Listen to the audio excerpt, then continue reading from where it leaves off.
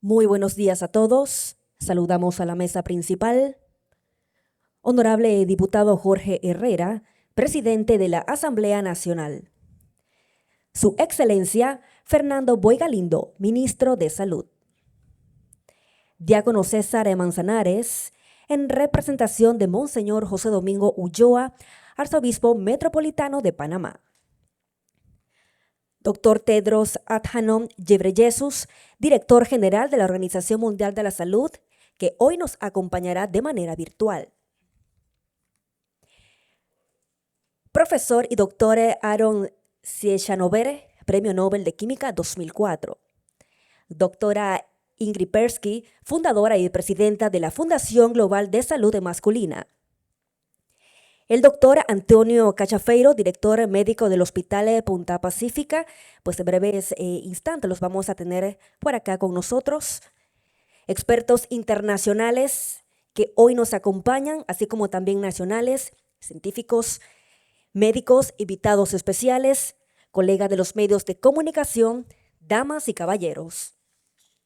Le damos la más cordial bienvenida al acto de apertura del quinto Congreso Global Holístico de Salud Masculina y curso de actualización multidisciplinario, revolucionando la oncología y la salud masculina, aprovechando la medicina regenerativa y la inteligencia artificial, una visión del futuro.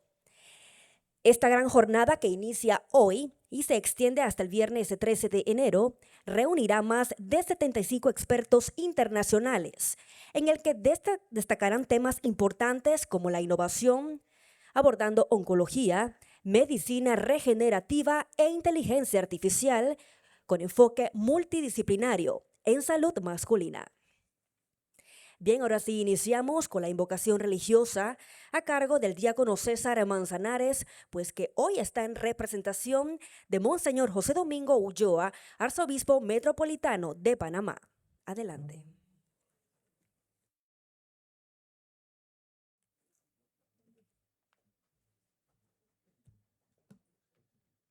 Muy buenos días, mis saludos y respeto a todos de una manera muy especial. Un saludo al honorable diputado Jorge Herrera, presidente de la Asamblea Nacional, a su excelencia Fernando Boy Galindo, ministro de Salud, al doctor Tedros Adhanom Ghebreyesus, al profesor Aaron Ciechanover, a la doctora Ingrid, fundadora y presidenta de la Fundación Global de Salud Masculina, al doctor Antonio Cachafeiro, director médico del Hospital Punta Pacífica, expertos nacionales, científicos, médicos, invitados especiales. Quiero iniciar la invocación religiosa y pedirles que por favor se pongan de pie.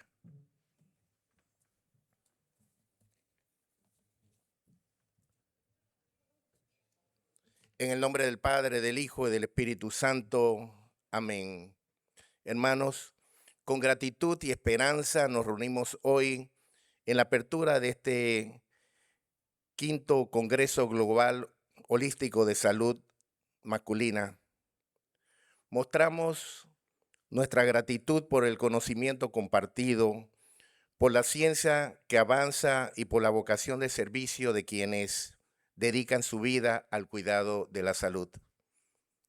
Mostramos esperanza, porque incluso en medio del dolor y de la enfermedad, la investigación, la innovación y el compromiso ético abren caminos nuevos para la vida. Este congreso nos recuerda que la ciencia avanza su plenitud cuando se pone al servicio del ser humano, cuando no se limita a curar enfermedades, sino que acompaña a personas a curar enfermos, sus historias y sus fragilidades. Hoy hablamos de oncología, de medicina regenerativa y de inteligencia artificial. Avances que amplían horizontes y nos desafían profundamente, porque todo progreso auténtico nos obliga a preguntarnos, ¿para quién es la ciencia? Hermanos, la respuesta es muy clara. Para la persona humana, para su dignidad y para su vida, especialmente cuando se encuentra amenazada. La salud del hombre exige una mirada integral. Somos cuerpo, mente y espíritu. Y solo cuando miramos al ser humano en su totalidad, la medicina se convierte en un verdadero servicio. Desde esta convicción, ponemos este Congreso en manos de Dios, Señor, fuente de toda vida y de toda sabiduría. Te confiamos este encuentro y a cada persona que participe de él. Que el conocimiento aquí compartido sea luz para la mente, consuelo para quien sufre y esperanza para quienes esperan. Ilumina a quienes investigan, acompaña a quienes curan y sostiene a quienes sirven en silencio y con su entrega total. Que cada avance científico nazca del respeto profundo por la vida humana y se convierta en cuidado, en alivio y en humanidad. Acompaña, Señor, a los que viven la enfermedad, a sus familiares y de una manera especial a quienes los cuidan. Haz de este tiempo compartido un espacio de escucha, de discernimiento y de compromiso con el bien común, y que todo lo aquí reflexionado se traduzca en mayor cuidado, mayor responsabilidad y mayor amor por la vida. Amén. En el nombre del Padre, del Hijo y del Espíritu Santo.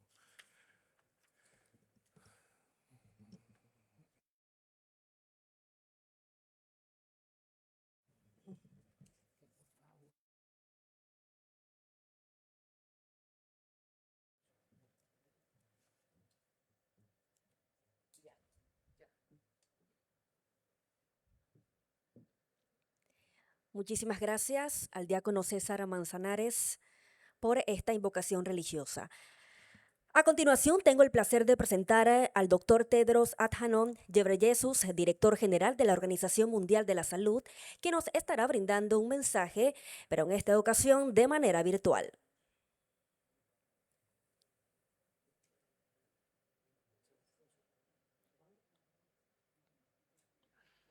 Excellencies, dear colleagues and friends, around the world, many men die prematurely from preventable causes. Globally, men aged 30 to 70 face a 20% probability of dying prematurely from cardiovascular disease and a 13% probability of dying early from cancer. Men are also more than twice as likely as women to die by suicide, with the highest male suicide rates in Africa. Harmful masculine norms also lead to risks and harms related to tobacco, alcohol, and violence against other men and against women. Men also often take longer to access services. For example, men have lower rates of hypertension control than women because they do not access care early enough. In addition, men's involvement and needs are often sidelined in sexual and reproductive health, including fertility care. Around the world, WHO is supporting countries to design and deliver primary health services that address the unique health needs of both men and women as part of their journey towards universal health coverage. Thank you all for your commitment to promoting and protecting men's health, which doesn't only benefit men, it benefits everyone. Muchas gracias. I thank you.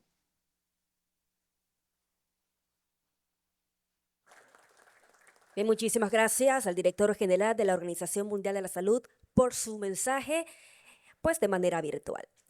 Bien, es momento de cederle el uso de la palabra a Su Excelencia Fernando Boy Galindo, Ministro de Salud.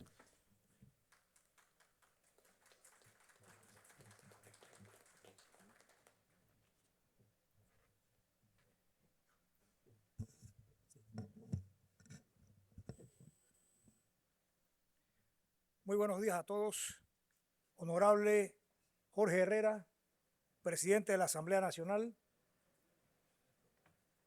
Doctor Tedros Adhanom Ghebreyesus, director general de la Organización Mundial de la Salud, que nos acompaña virtualmente. Doctor Aaron Ciechanover, Premio Nobel de Química. Doctora Ingrid Persky, presidente de la Fundación Global de Salud Masculina.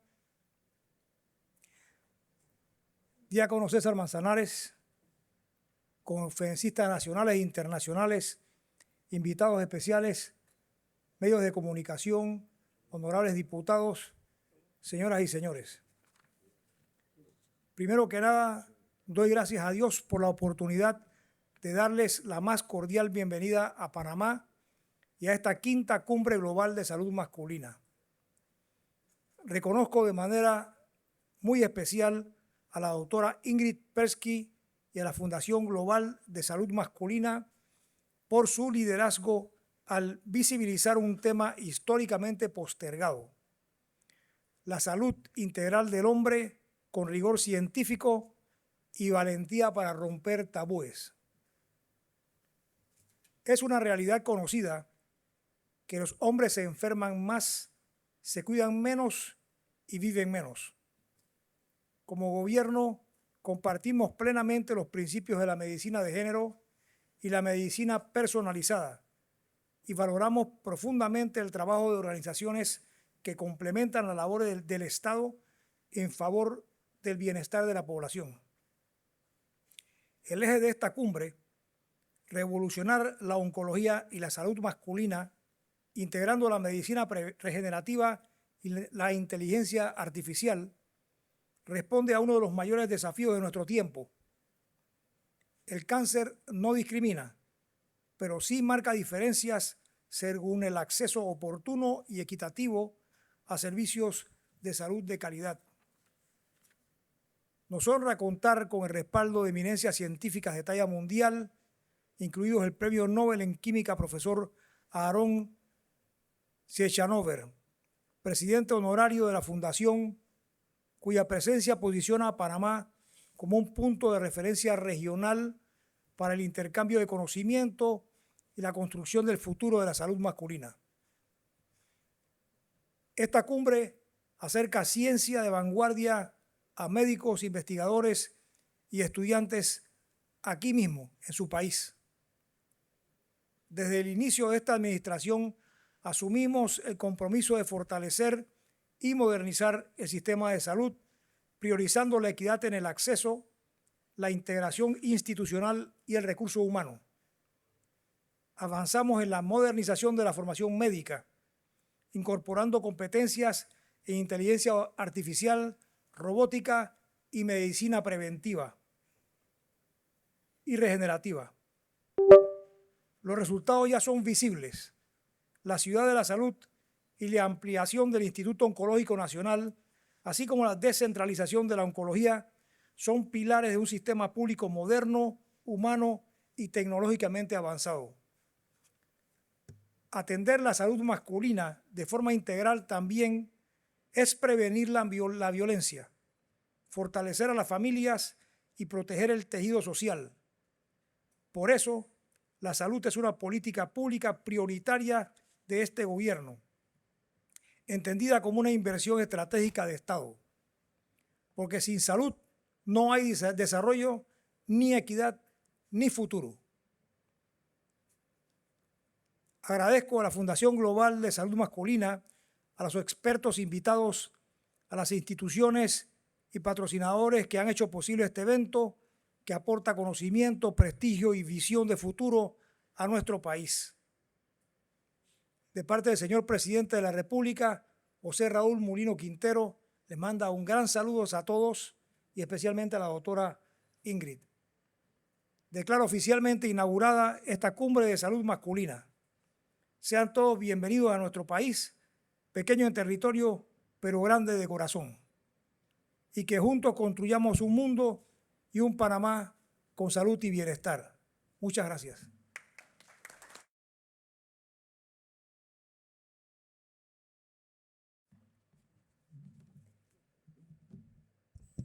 Muchísimas gracias y luego de la intervención de Su Excelencia Fernando Boy Galindo, ministro de Salud, recibamos en esta ocasión a la doctora Ingrid Persky, fundadora y presidenta de la Fundación Global de Salud Masculina. Adelante.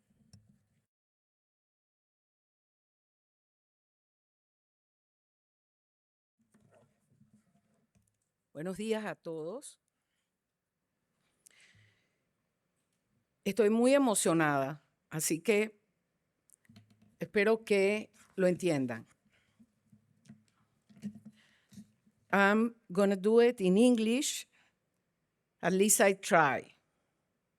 Welcome to Panama. Before we begin, I would like to express my deepest gratitude to the authorities whose leadership and commitment have made this summit possible.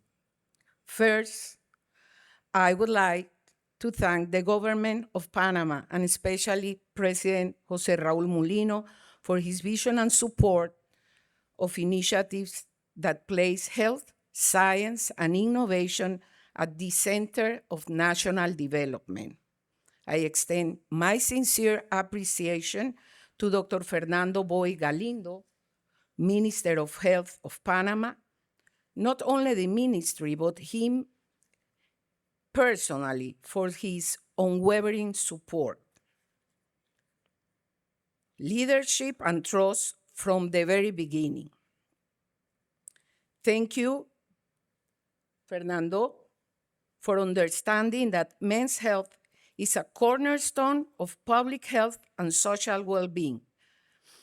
I would also like to acknowledge the Minister of Public Security, whose support is essential to safeguarding health, stability, and resilience in our society, and also to, I can call my friend now, the President of the National Assembly, Mr. Herrera. Sorry, I confused the, let me give. Okay, I'm sorry about that. I will follow up. Before anything else, I want to begin with something profoundly human. I want to thank my friends who left their families, their patients, their responsibilities, their countries. Not because they had to, but because they chose to be here. Friendship is not an accessory to science. It is part of the essence of being human. And I feel deeply blessed to call you my friends. I also want to thank God, the invisible but present thing that is always with me, my family, my children, because without roots, there is no purpose. I would like to thank my mother, Eugenia. Por ti va esta.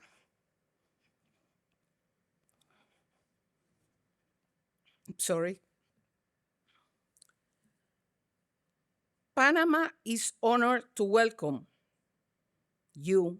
This small country, my beautiful home, stands today as a natural hub, bridge between continents, ideas, cultures, and now science. Over the coming days, beyond science and medicine, we will share unforgettable moments of fraternity, dialogue, and joy, because progress is not built only in lecture halls, but is built in human connection. I would also thank my mentor, one of the persons I admire the most, the Nobel laureate Aaron Ciechanover. Aaron, look at me. I love you. I love you are the words I can say for him. We are here because he supported this since, let's say, 11 years ago. And it's funny that I just was looking for someone to support this initiative, and I was looking, I say, it should be a Nobel Prize. Can't be anything else in order to have people look at me and the movement. And I remember I was looking, and this won the Nobel Prize because humble people like to stay connected with an email. So I just sent him an email, right, Aaron? And he told me, I don't know what crazy woman was telling me, but it worked. And now here you are, and I really,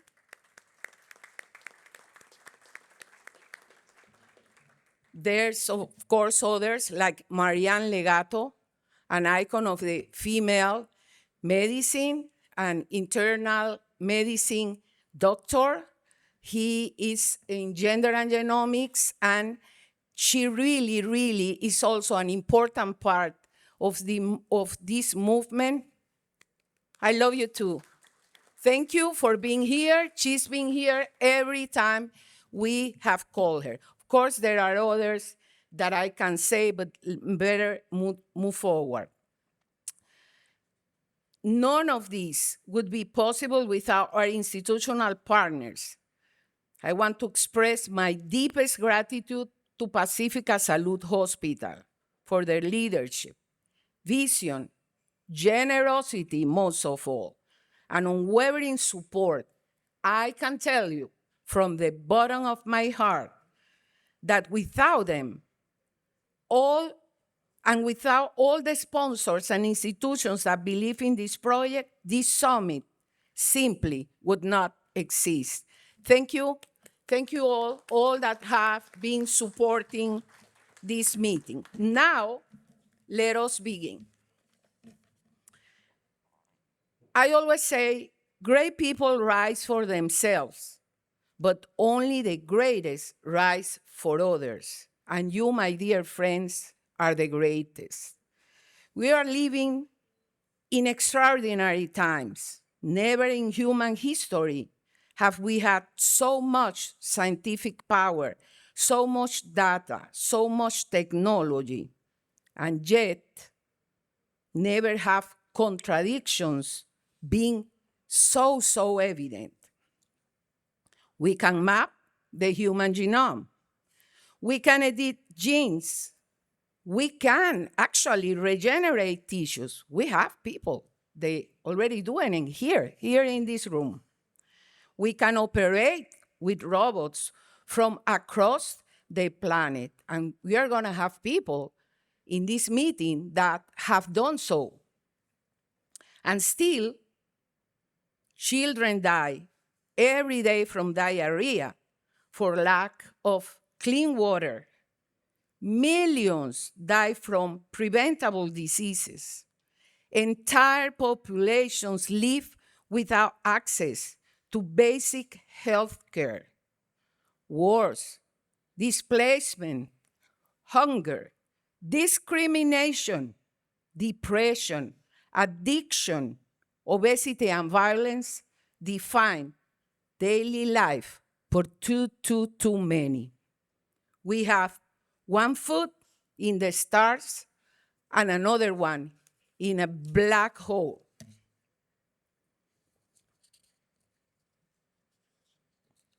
The summit is about men's health, but not only about organs or diseases. It is about systems, about choices. Yes, we can make choices. Let's not fool ourselves. We can make choices, no excuses. And it is about who benefits from progress and who is left behind. COVID-19 taught us many lessons. It exposed the fragility of health system. It revealed how social determinants define outcomes. And once again, it showed that men burdened by comorbidities, risk behaviors, delay care, and social expectations pay a disproportionate price. But COVID is no longer the center of our discussion. It is a mirror one must not forget. Let's not forget COVID ever. Today, we speak about precision medicine, genomics, epigenetics, artificial intelligence, and regenerative therapies. And yes, these advances are extraordinary. I'm sorry,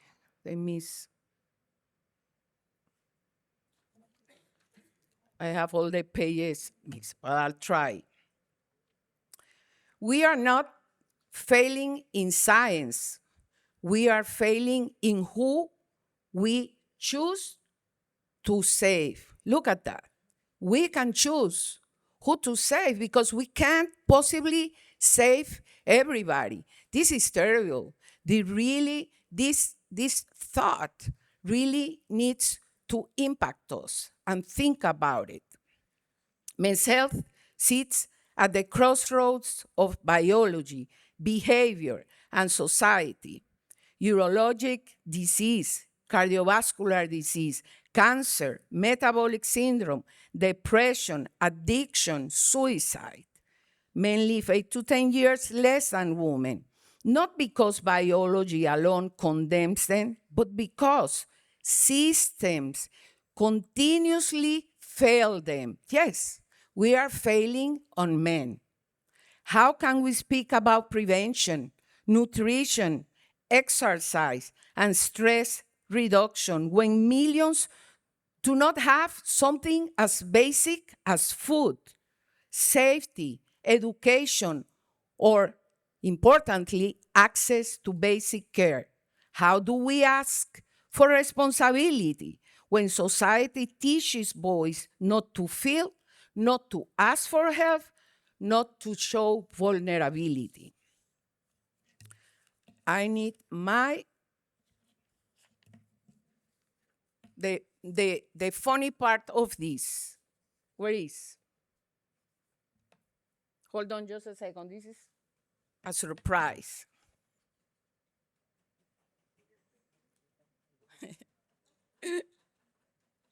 Hello, dear friend. Wow, this is a robot. Hello, friend. So, I do not get tired. I do not sleep. I do not eat. I do not feel hunger, fear, or pain. I can process millions of data points in seconds. I can analyze genomes, images, algorithms, probabilities. Clinical trials are designed with clear objectives: control, selecting, perfect. Real-world data is different. It is life as it truly happens, messy, unequal, unfair. I can read genomics, epigenetics, but I cannot decide how they are used. I cannot feel compassion. I cannot understand poverty. You see, that is a robot. Robots, and it's very nice, but robots cannot feel, They can experiment hunger or pain or sadness. They are just how funny. I haven't seen him doing that. So let's believe that this is a technology we can use to do good, also to do bad things. So we need to understand artificial intelligence and robots as a tool. You can go now, my friend. Bye. Don't be sad.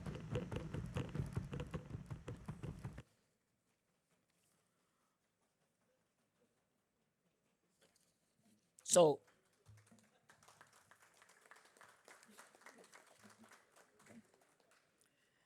I have my pages all confused, but I'm gonna close now. That this is why men's health cannot advance without social justice. Nothing can move forward if we don't pause. I understand that we are here, we have all that we have, our knowledge, our social position, everything we have must and should contemplate the highest level of social injustice that we are living nowadays. Technology will not save us alone. Artificial intelligence will not replace ethics. Robots will not replace responsibility. The future of medicine is not only precision. Yes, my friends, it is purpose. The Global Men's Health Foundation exists because we believe, we truly, truly believe, and those who know me, they know, I'm speaking from the heart, that science must and should serve life. All lives, not only those who can afford innovation, but those who need it most. This summit is not just an academic meeting, it is a call to leadership. We are leaders in our countries, in our hospitals, all over the world. Two, we need to understand that it's a call to integration, to courage. You have to have courage to try to make changes, regardless the consequences, because history will not judge us by how advanced our technology was, but by how human our decisions were. Thank you for being here. Thank you for your friendship. Thank you for choosing to rise for others.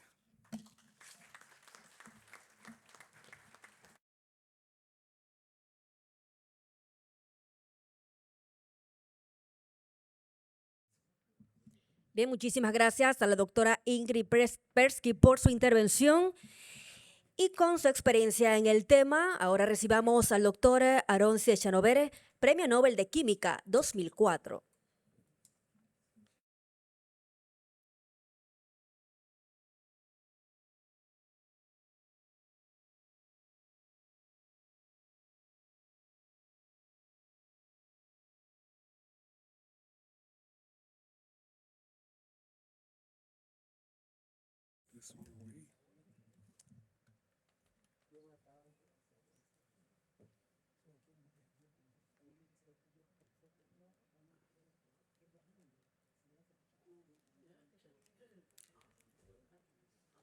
Okay, good morning, everybody. And thank you, Ingrid, for inviting me the fourth time to Panama, to this wonderful country. So what I'll tell you briefly is on our discovery, and I will try to avoid any technological jargon and any details, but just give you the principle. And I think that the bottom line principle is that basic science that is driven by curiosity at the end bring good results. And what happened to our curiosity, that there is now a multi-billion-dollar drug industry, and there are already drugs in the market that have saved the lives of millions of people worldwide, and we are just seeing the beginning. So, and it all started with curiosity, with identifying a niche that people just didn't go in. So let me just tell you very briefly what we did. Where are we? There are slides here. Yes. So, Adam. yes. You can see there what. Okay. So this is the city of Haifa and the medical school where my laboratory is here. It's part of a world-leading university called the Technion. And we have a comprehensive hospital next to it. And so we have the combination of good research driven by clinical cases. So the question was how proteins are degraded. You know that our body is made of about 22,000 different protein. Of course, each of them has millions and billions of copies, but there are 22,000 different proteins. And these proteins are not static. They are being synthesized and degraded all the time. So on the average, if you look today in the mirror and you see the same face, and you look the next day, 24 hours in the mirror, it's not the same face anymore, though the mirror will tell you that it's similar. Between the 24 hours that elapsed, we destroyed between 5 to 10% of our proteins. 5 to 10% of our proteins, and replaced them with new proteins. And what that means that within, it's of course an average, that within a month or two, we are completely new. So what is today? Today is the 10th of February. So in the 10th of December, 2 months ago, I was made of completely different set of proteins. So the same identity, but the physical molecules have been changed. So I'm now made on the 10th of February of a new set of proteins. This raises several very interesting questions.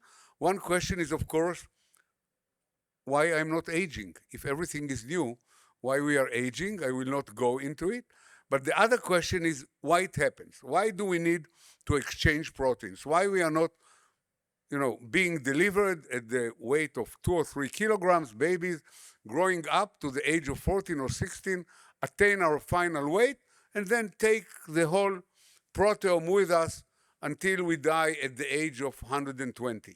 Why is it that we need to exchange 10%, 5 to 10% daily? And there are several reasons for that. One is, of course, quality control. Proteins are extremely sensitive. They are sensitive to heat. We don't appreciate it, but the body temperature, 37 centigrade, is deleterious to proteins. If you go to the supermarket and buy proteins, well, people don't think in this term that when they go to the supermarket, they do buy protein, but you do buy proteins in the supermarket.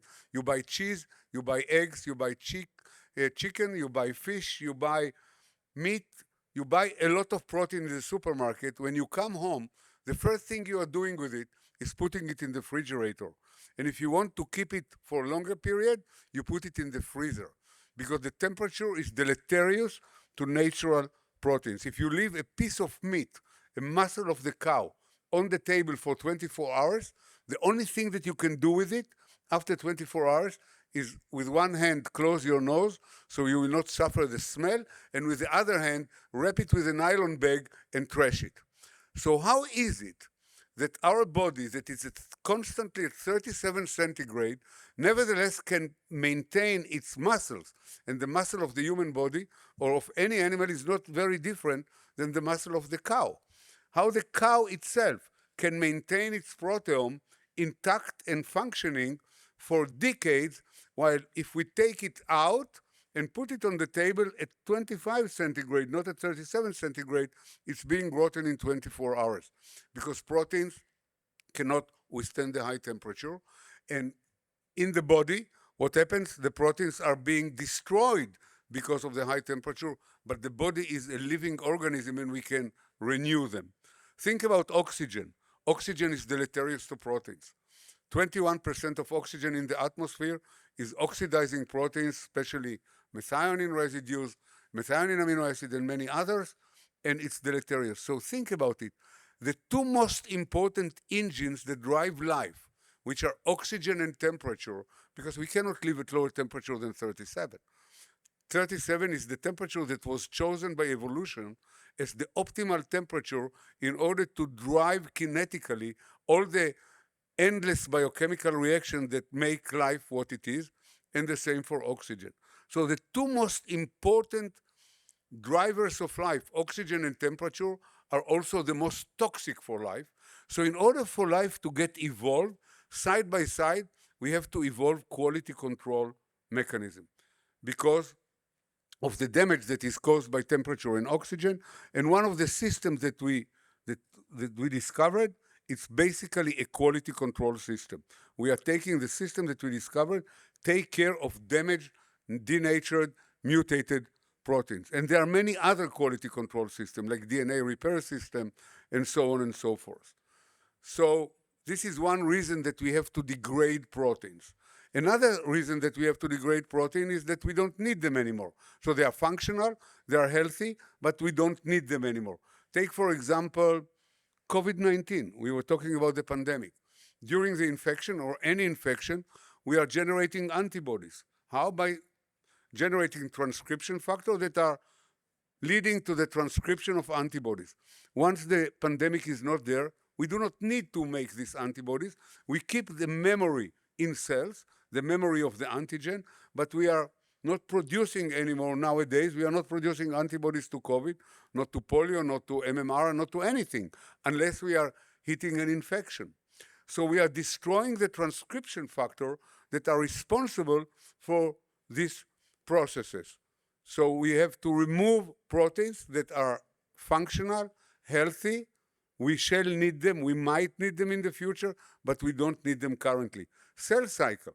The cell is moving, the cell is dividing all the time, and the cell cycle is driven by different sets of proteins. Once the cell is moving from one step to another, we have to remove the proteins that drove it to move from one step to another, and then after the division, the cells stop. So we don't need all the protein that drove the cell. If this protein will survive, we are going to get cancer because we are going to drive cell division in an uncontrolled manner.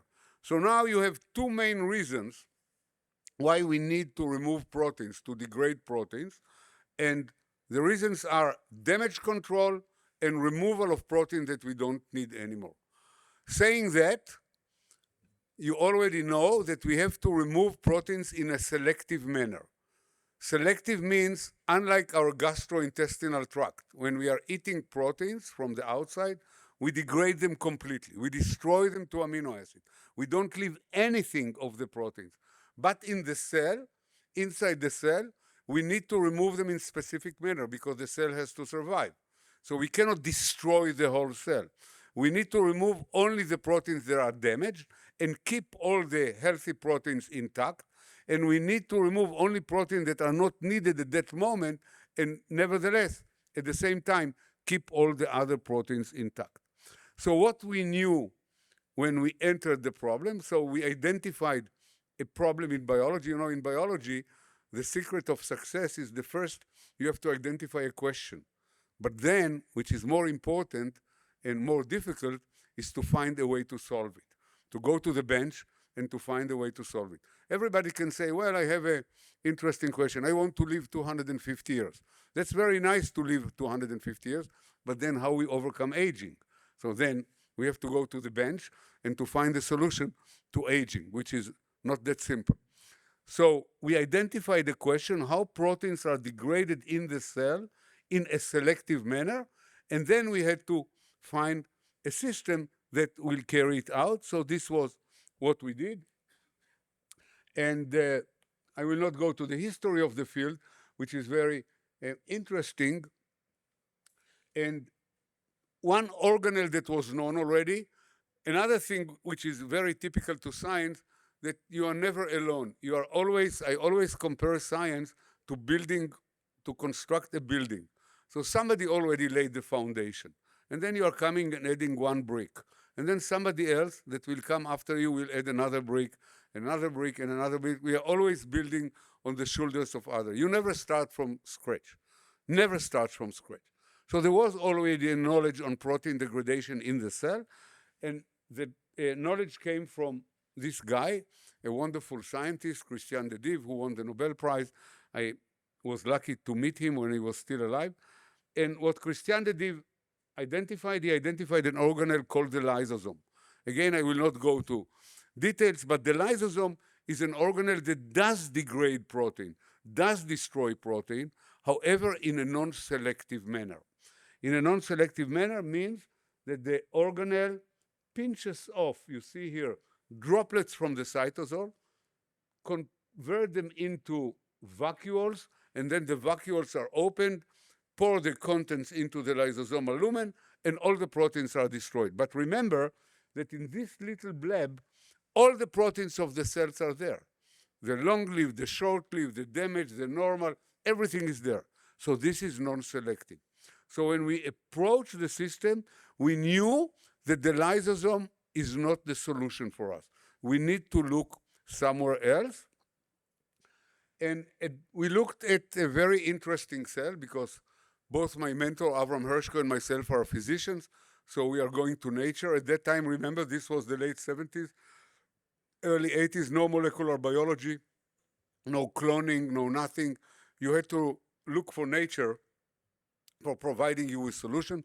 So we went to the young red blood cell, the reticulocyte, and the reticulocyte is a cell in the bone marrow that ejects all the organelles out, degrades all the protein that it doesn't need, and is left at the end, before it's being ejected to the circulation as a mature red blood cell, is left with hemoglobin, glycolytic machinery, some reducing activity by glutathione, and so on. So everything else is degraded. So we said, wow, we have here something very good.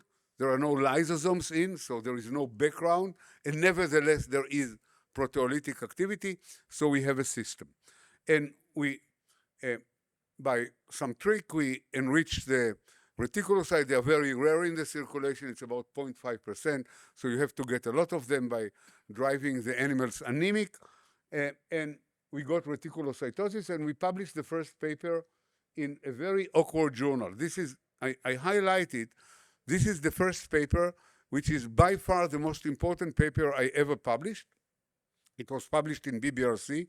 It's a periodical that nowadays has an impact factor of about 2 or so.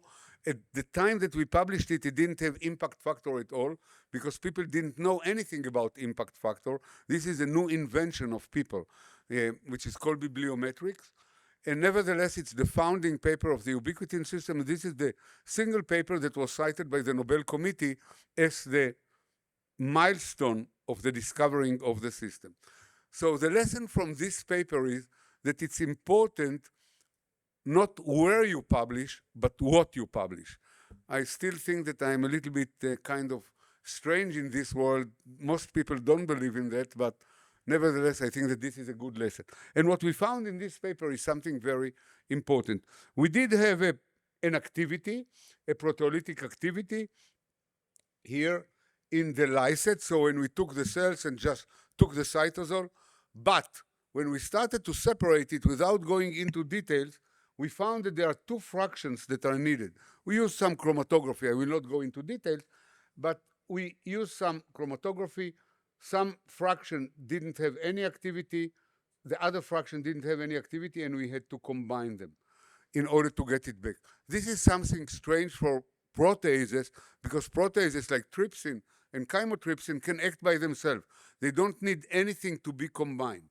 So remember that here we had a marriage between 2, but those are crude fractions.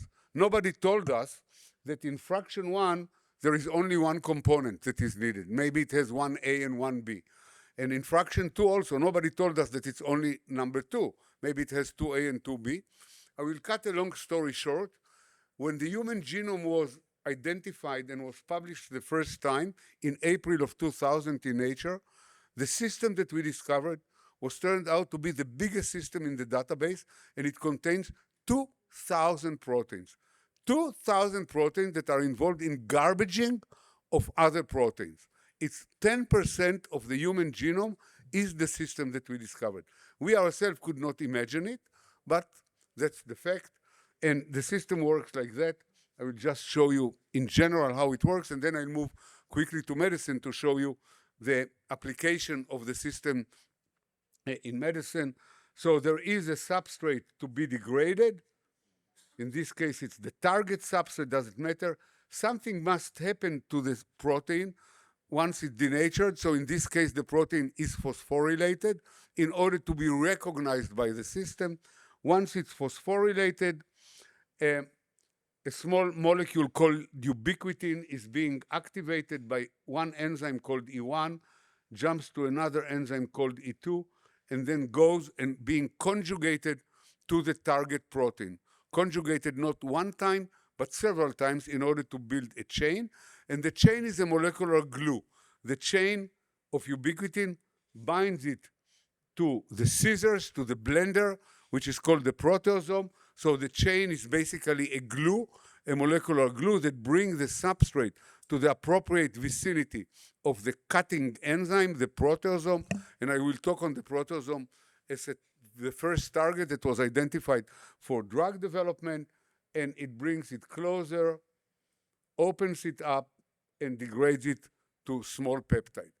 Now, it doesn't degrade it to amino acid, and that's something to be mentioned here. It's very important. This is one of the most important roles of the ubiquitin system. You are all sitting here because of this mechanism. Think about vaccination to COVID-19.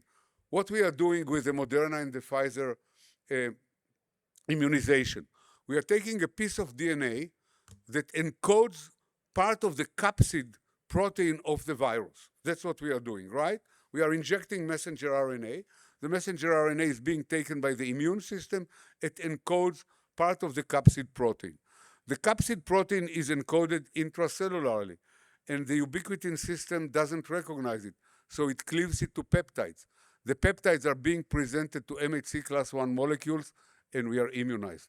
If this system wouldn't have existed, or if the degradation would have been completely to amino acid, you would not have been sitting here today without a mask, all immunized against COVID-19. And the same is true for all the diseases. But in the other cases, of course, when we inject, for example, attenuated virus in polio, for example, the Salk or the Sabin immunization, then the virus itself elicits the same very immune response. So it encodes for the proteins are being degraded to peptide, and then the peptide.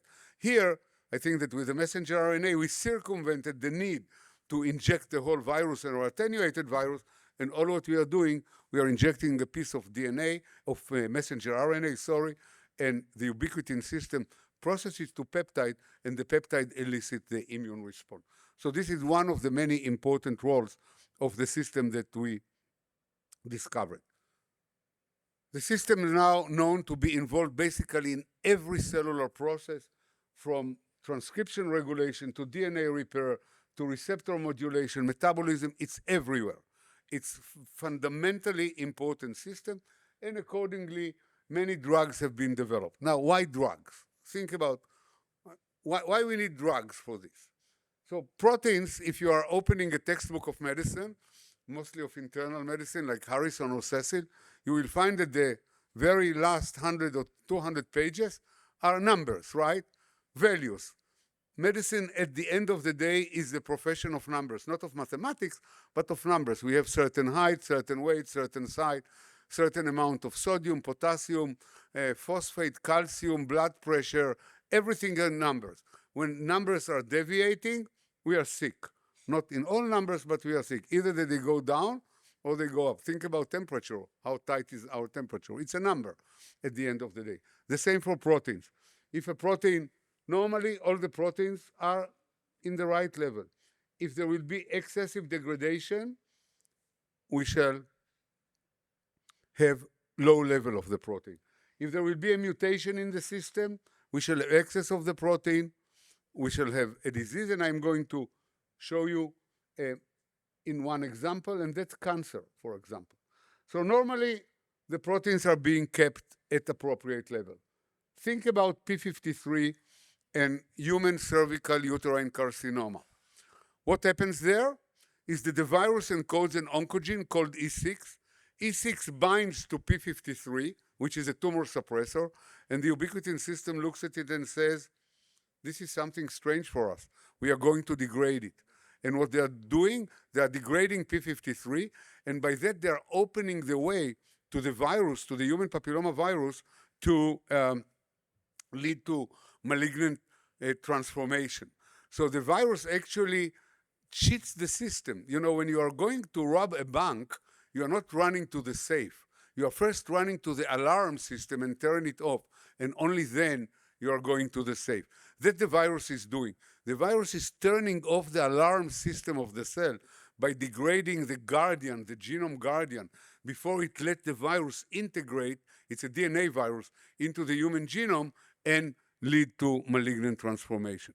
So here you have an example of degradation of a tumor suppressor. On the other hand, if you are not degrading an oncoprotein, like the EGFR in breast cancer, you let the EGF going up, stimulation non-stop of the breast cells, and you get breast cancer. So either lack of degradation of an oncogenic or growth-promoting protein or excessive degradation of tumor suppressor will lead to cancer. So that shows you why the system has been served as a platform, a very rich platform for development of drugs. And time is running out. There are many drugs that have been developed, and one of them is a proteasome inhibitor, and it was developed in this case to multiple myeloma. Multiple myeloma is a B-cell lymphoma. There is a monoclonal expansion of one single B-cell in the bone marrow that occupies the entire space of the bone marrow and pushes away all the other elements of the bone marrow. So the patient is suffering. I remember myself as a medical student, the patients were dying within few months to diagnosis. They are suffering. Typically, the first complaint will be back pain because of a fracture, of a compressed fraction of the vertebra, because of the pressure of the malignant cells, anemia because there are no red blood cells, because they were pushed out, infection, no white blood cells, bleeding, no thrombocytes, an awful disease. People died in agony within few months, and now the clinical picture has changed in a dramatic way, and there are a very sophisticated drug, two types of drug. One is a proteasome inhibitor. It's an inhibitor of the blender, of the scissors of the system. And what's happening there, it's not chemotherapy. It's almost free of side effects.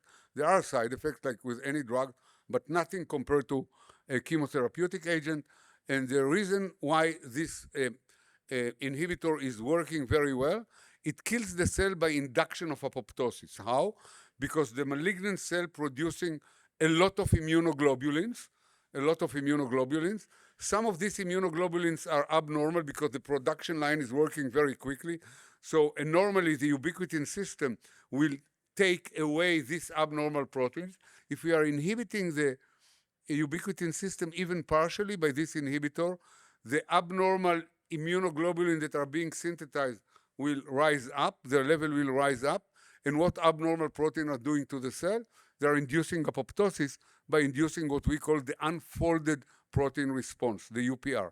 So basically, this drug is not a chemotherapy, and therefore it can be combined with chemotherapy to increase the efficiency of the treatment. And nowadays, due to this drug and better generations and to some other drugs, patients are now, some of them are cured, not many of them, but many of them are living 10 and 15 years with high quality of life. It changed completely the landscape of this disease, which is quite common. Multiple myeloma, it's about 20% of all hematological malignancies and about 3% of all malignancies. There is another group of drugs, and with that I'll finish, which are called here you can see, by the way, a patient with multiple myeloma. You can see the bone marrow, the homogeneous bone marrow with 41% of tumor burden, and after treatment with a single drug. This was still from the clinical trial, so it's a single drug. You can see almost a normal bone marrow with a tumor burden of less than 1%. There is a second group of drugs which are called molecular glues. These are what we are doing. We are it's like matchmakers. We are taking a protein that need to be degraded, like a RAS oncogene or MYC or FOS or NF-kappa B, that we want to get it to be degraded, or proteins in the brain, aggregated proteins that are accumulated in the brain, and we combine it by a molecular glue to the ubiquitin system. So we are screening for binders on one hand to the target protein, on the other hand to the ubiquitin system, and we match them together. And you can see here, this is the matchmaker, the yellow and the red, and it brings the ubiquitin system together with the green substrate. It's ubiquitinated and the green substrate is degraded. So we are forcing degradation. We are actually using an agonist rather than an antagonist in order to activate the ubiquitin system and to degrade a bad protein like RAS or MYC or mutated P53 and so on and so forth. This is a rapidly developing field. So let me just conclude very shortly. We started with an idea that there must be a specific system that will degrade proteins that need to be degraded, not general proteolysis, but only proteins that need to be selected, like damaged proteins or proteins that are not needed anymore. Then we asked ourselves, how can we find it? And we looked and found it in reticulocyte. We did all the biochemistry. We found the basic components. Then came the human genome. And then people started to ask themselves, what happens if this system doesn't work well? Then they went to animal models, to disease models. From the disease models, they went to the industry, and now it's multi-billion-dollar industry. So it just shows you the importance of basic science, and also that with the lack of our ability to predict the result. You know, if you are driven by curiosity, you know, we'd never dreamt of drugs or of diseases. We wanted to close a niche that was still open in biology, and here we are now back into medicine, curing and giving life to millions of people worldwide. So I think that the word translational medicine, you know, politicians always asking people, what is your research good for? I think that this is the wrong question. If you are asking good question, even without knowing the answer, a good answer is there to come. Thank you very much.